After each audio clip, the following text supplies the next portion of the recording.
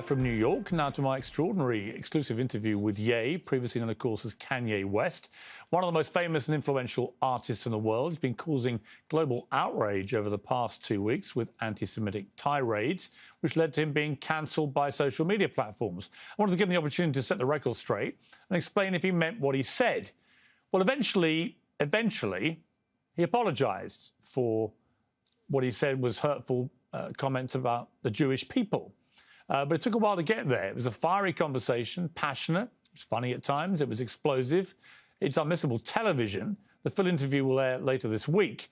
But here's the moment I think will get most people talking.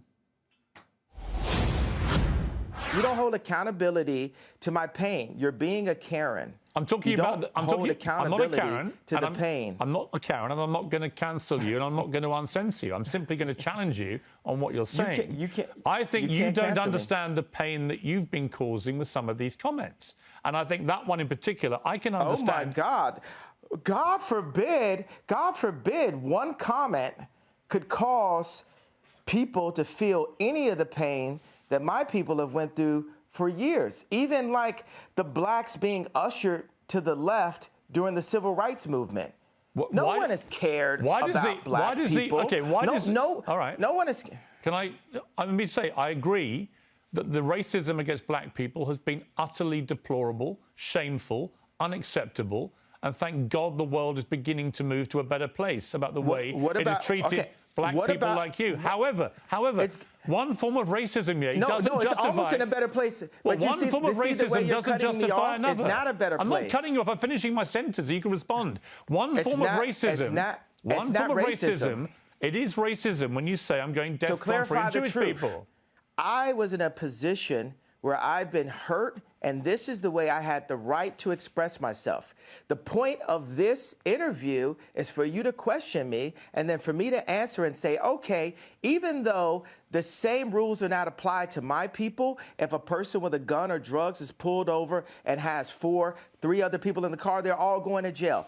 I'm not going to apply that to Jewish people for the sake of this conversation. Isn't that what you wanted? But you know what you did? You tried to civil rights me. You tried to pull me back to a week ago, but we're here today. There's been plenty of conversations and commentary since that, but you want me to go back to 1960. No. You want me to go back to 7 days ago. All right, let me jump in.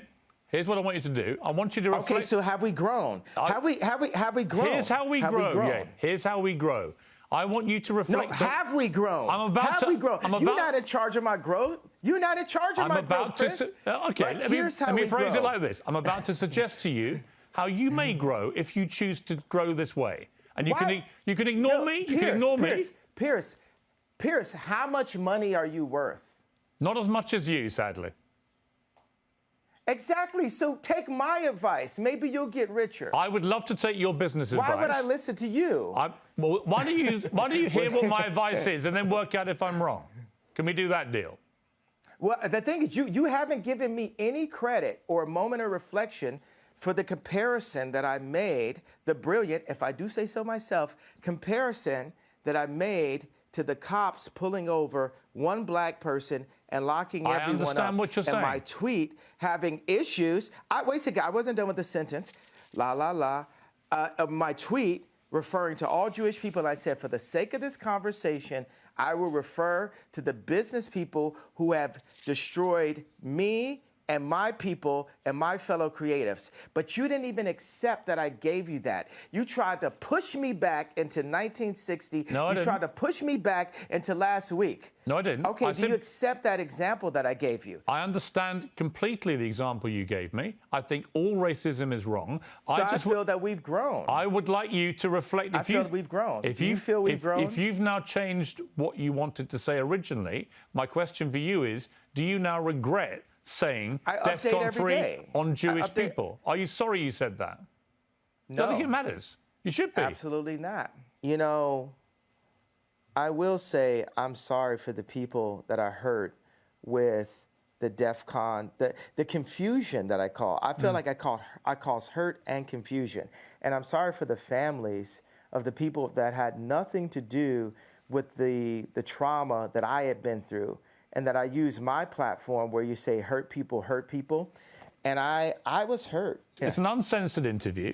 You said something which you've now wished you hadn't said, and you've apologized. I actually think that says a lot about you, right? That shows you've got that ability to be self-aware, to understand when you cross a line.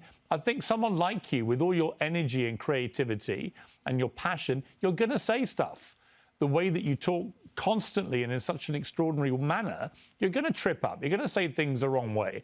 I don't think there's anything wrong in when you do that, doing what you just did and saying, look, I'm sorry, I crossed a line, I apologize.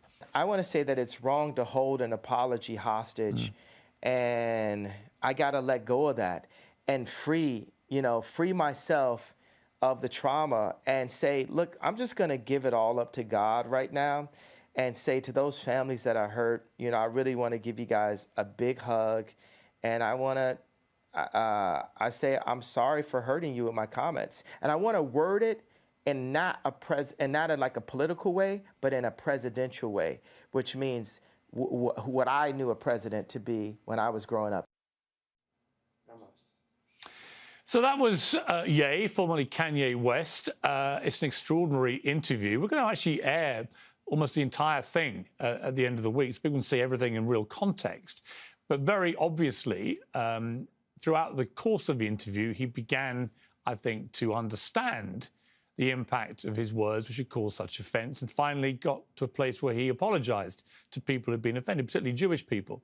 Well, joining me now is Fox News contributor Tyrus, along with KISS frontman Gene Simmons. Let me start with you, Tyrus.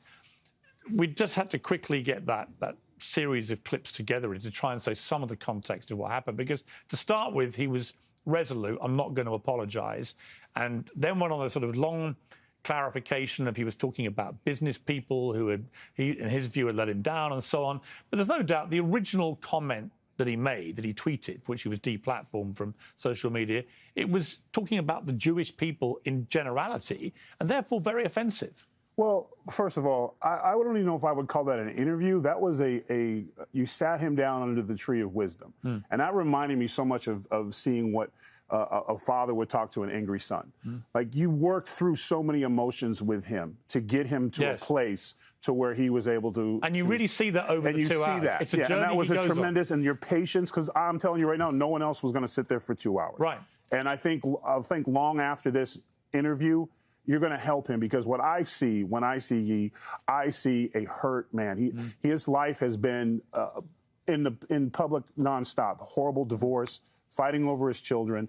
Every time he speaks, some group will take advantage of him, use him. He's a victim of his wealth, but he's not a victim. And the one thing he said that I thought just was poignant, and you walked right through it, was, I make more money than you. How can I get from you? But here's the deal. You can't buy wisdom with money. Yes. And I look at him as a former bodyguard.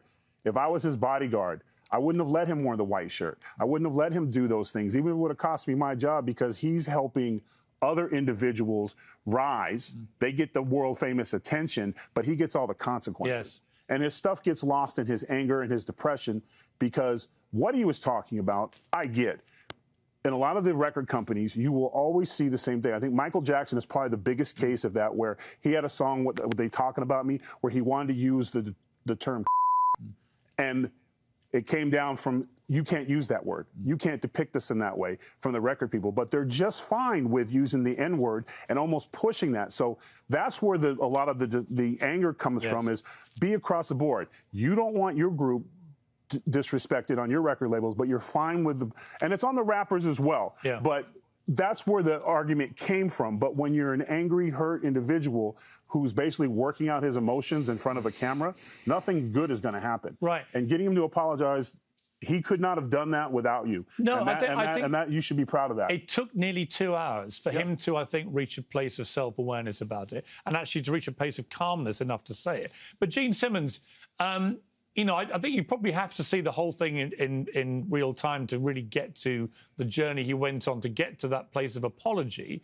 But I mean, do you accept the apology? Do you think the Jewish people should accept the apology? Or was what he said such a line crosser that he shouldn't be allowed to even talk about this anymore? Well, you certainly put me in an awkward position. I'm not here to speak for Jews or the Jewish people or anything, although by birth I happen to be one, in fact, an Israeli. I had no choice in the matter. That's just the luck of the draw. Let me state, in the interest of full disclosure, Kanye and I have never met. We've never emailed each other. I have no idea what's in his mind. All I know is what the media has shown me of him. And the astute gentleman who was on before me, his comments, I think it sounded true to these ears, which is, Kanye sounds, from everything I've heard, it's erratic behavior from my point of view, respectfully. He sounds really wounded. He sounds hurt. So he's lashing out. I get it. Let's be clear about this. African Americans have been tortured physically, mentally, culturally for decades, centuries. But you're talking to people who've heard this story and have been tortured mentally, physically for thousands of years. Goes back to the Bible, which our people wrote and gave to the rest of you guys. So you have to go back in history and get a sense of what all this means. You're talking about African Americans and Jews. Jews have done well. Let's be clear, because they worked for it. But don't kid yourself. Racism, anti-Semitism exists right next to each other, and we're all victims in some way or the other by the ruling establishment, whoever and whatever they are, the consensus of the public. But look back at Martin Luther King. Do a little research, Google and schmoogle. Who's standing right beside Martin Luther King in a dangerous march in Birmingham, along with Jesse Jackson and everybody else? You got a rabbi holding a Torah. He's right there in the front, knowing